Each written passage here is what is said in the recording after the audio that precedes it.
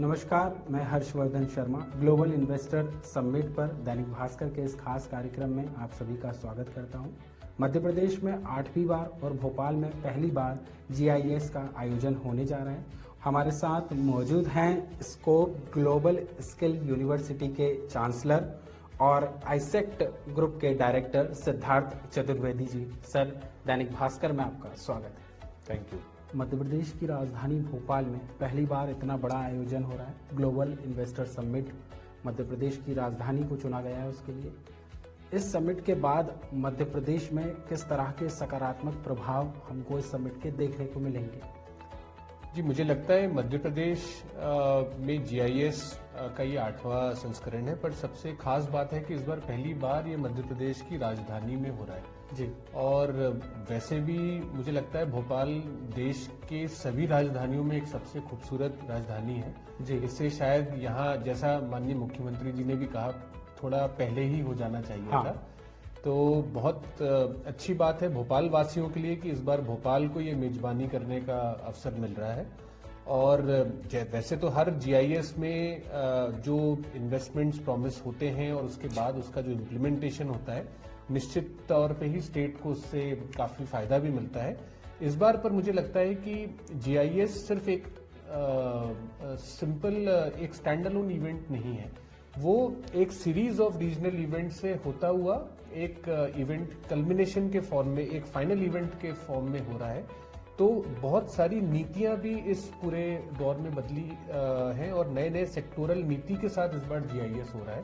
तो निश्चित ही मध्य प्रदेश के ग्रोथ को लेकर हम लोग बहुत आशान्वित हैं और ये पर्टिकुलर जो GIS है मध्य प्रदेश के लिए एक गेम चेंजर साबित हो सकता है। क्या इससे स्टार्टअप इकोसिस्टम को कोई फायदा होने वाला है? मध्य प्रदेश का स्टार्टअप इकोसिस्टम मैं आपको बताना चाहूंगा, देश में जो ग्रोइंग स्टार्टअप्स इकोसिस्टम है उसमें एक स्टेट मध्य प्रदेश का भी गिना जाता है और जो sort of tier 2 startup ecosystem states हैं जो कि कैटेगरी लीडर बनने के बहुत क्लोज हैं, उसमें मध्य प्रदेश भी शामिल है। और इस बार मध्य प्रदेश में स्टार्टअप को लेकर एक नई फोकस नीति भी लाई जा रही है और होपफुली GIS के दौरान उस नीति के बारे में जो विशेषताएं वो सबको देखने को मिलेंगी। तो मध्य प्रदेश के स्टार्टअप्स को और मध्य प्रदेश के स्टार्टअप्स को सीड फंड और एंजल फंड से कनेक्ट करने के लिए ये GIS बहुत महत्वपूर्ण भूमिका निभाएगा। और न सिर्फ स्टार्टअप्स बल्कि इस बार पूरा फोकस मध्य प्रदेश के MSMEs पे भी है।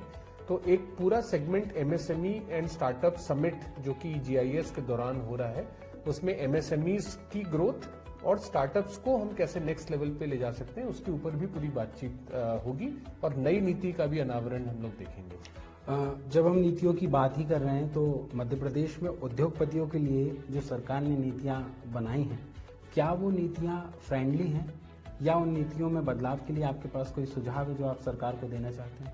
देखिए, मध्य प्रदेश में लगातार हम लोग एक सकारात्मक बात यह है कि ईज ऑफ डूइंग बिजनेस की रैंकिंग में मध्य प्रदेश ने लगातार प्रगति की है जी। और हो सकता है कि हम अभी सबसे आदर्श राज्य ना हो, पर हम लोग लगातार प्रगति और इम्प्रूवमेंट के पथ पे हैं। तो जैसे जो हमारा सिंगल विंडो क्लियरेंस सिस्टम है या जो टेक्नोलॉजी और एक प्लेटफॉर्म के माध्यम से हम सारे ग्रीवेंसेस को, सारी रिक्वेस्ट्स को हैंडल करने की बात कर रहे हैं। अभी माननीय मुख्यमंत्री जी ने अगेन ये बोला है कि सारे जो उद्योगपति हैं और जितने निवेश के प्रस्ताव हैं उनको भी सिंगल विंडो क्लियरेंस के माध्यम से फास्ट ट्रैक आगे किया जाएगा। अभी हमने देखा रीजनल इंडस्ट्री कॉन्क्लेव में भी जितने इन्वेस्टमेंट प्रपोजल आए उनको भी एक रिलेशनशिप ऑफिसर के माध्यम से फास्ट ट्रैक किए जाने का पूरा काम चल रहा है। तो मुझे लगता है कि हम सही दिशा में हैं और सिर्फ ये single window system, ease of doing business और टेक्नोलॉजी के उपयोग से हम बहुत सारा और डुप्लीकेट एफर्ट जिसमें कि समय और रिसोर्सेज दोनों ज़ाया होते हैं उनको हम संभाल सकते हैं और इस दिशा में अगर आगे बढ़ेंगे तो मुझे लगता है कि ईज ऑफ डूइंग बिजनेस में मध्य प्रदेश टॉप 3 राज्यों तक भी आ सकता है। अगर हम भोपाल शहर की बात करें तो क्या भोपाल निवेशकों के लिए पूरी तरह से तैयार है? मुझे लगता है भोपाल का समय अब आ गया है और यही वक्त है जब भोपाल जैसी राजधानी में आगे निवेश बढ़ने की संभावना को हमें धरातल पर लाने की जरूरत है। भोपाल पहले से ही शिक्षा और कौशल के क्षेत्र में एक नेशनल हब के रूप में अपनी जगह बना चुका है। नेशनल इंस्टीट्यूशंस यहाँ पे हैं, कई सारे प्राइवेट समूहों ने यहाँ पे शिक्षा और कौशल को लेकर बहुत अच्छा काम किया है। अभी हम हाल में देख रहे हैं जहाँ पे हेल्थ केयर, हॉस्पिटैलिटी और टूरिज्म को लेकर भी आगे काफी सारा निवेश देखने को मिल रहा है। मुझे लगता है इस समिट के बाद आईटी सर्विसेज और एनिमेशन, मीडिया, फिल्म, टूरिज्म और फिल्म प्रोडक्शन जैसे सारे जो सेक्टर्स हैं उनको लेकर भी मध्य प्रदेश के पास काफी बड़ी और खासकर भोपाल के पास काफी बड़ी संभावना है।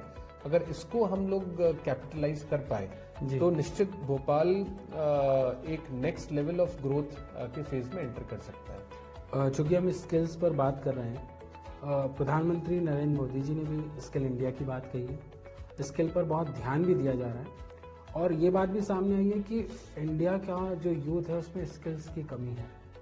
अगर हम मध्य प्रदेश के युवाओं के लिए बात करें तो स्किल्स पर काम करने के लिए प्राइवेट सेक्टर किस तरह से अपनी भूमिका निभा रहा है?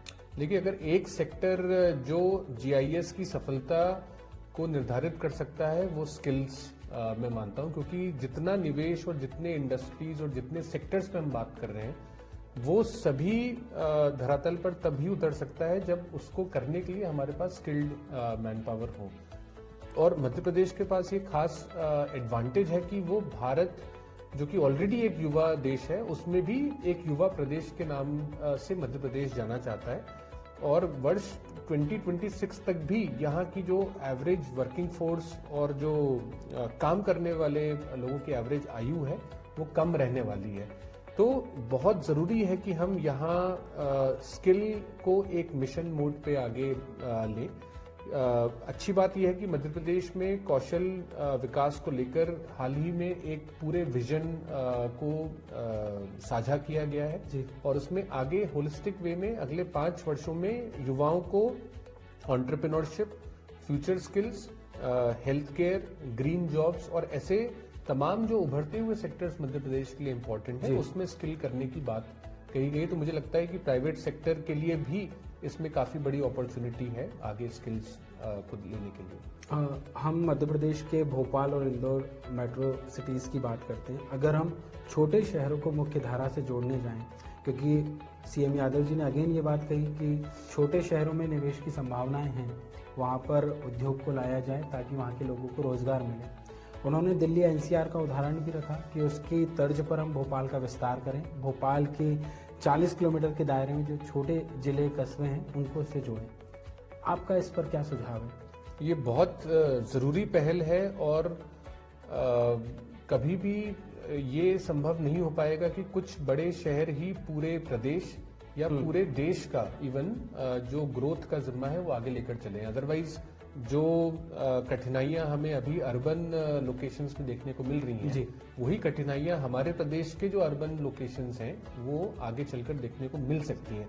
आज तो हम क्लीन और ग्रीन राजधानी और उसमें शहरों में गिने जाते हैं, पर ये जो शहर हैं ये आगे चल के कंजस्टेड ना हो, आगे चलकर इन पे अत्यधिक अनावश्यक भार ना पड़े। इसके लिए जरूरी है कि हम जॉब्स, इकोनॉमिक एक्टिविटी और एंटरप्रेन्योरशिप को छोटे छोटे शहरों तक ले जाएं। एक बहुत बड़ा सरकार का पुश हर समय ये होना चाहिए और मैं इस सरकार को खासकर ये बधाई देता हूं कि उन्होंने मध्य प्रदेश में भोपाल, ग्वालियर, जबलपुर, इंदौर से आगे बढ़ के छोटे शहरों को इकोनॉमिक हब के रूप में डेवलप करने की बात शुरू की है।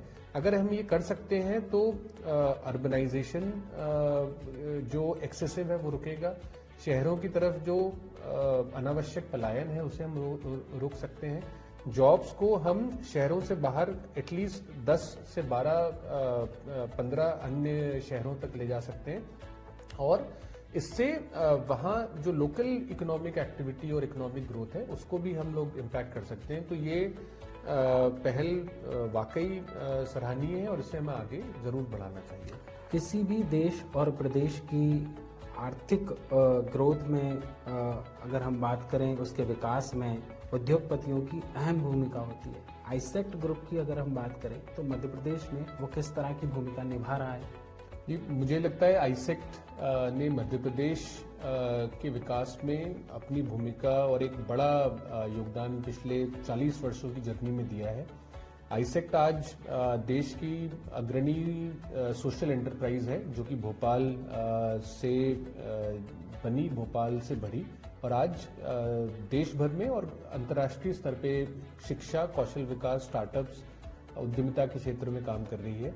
सबसे पहले डिजिटल लिटरेसी और लोगों को आईटी और टेक्नोलॉजी से जोड़ने का काम आईसेक्ट ने किया। प्रदेश का पहला निजी विश्वविद्यालय आईसेक्ट ग्रुप द्वारा एस्टैब्लिश्ड है। प्रदेश का पहला इंक्यूबेशन सेंटर आईसेक्ट द्वारा एस्टैब्लिश्ड है। प्रदेश में सबसे बड़ा financial services in rural areas का नेटवर्क आईसेक्ट ने बनाया है। प्रदेश में सबसे पहला food processing for local millets, ये प्लांट आईसेक्ट ने डिंडोरी में हाल ही में एस्टैब्लिश किया है।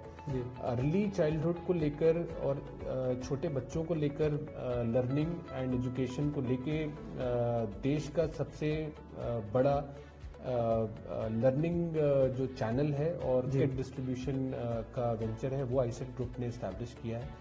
तो मुझे लगता है कि एक मध्य प्रदेश की विकास में, भोपाल के विकास में और पूरा वीडियो देखने के लिए डाउनलोड करें दैनिक भास्कर ऐप।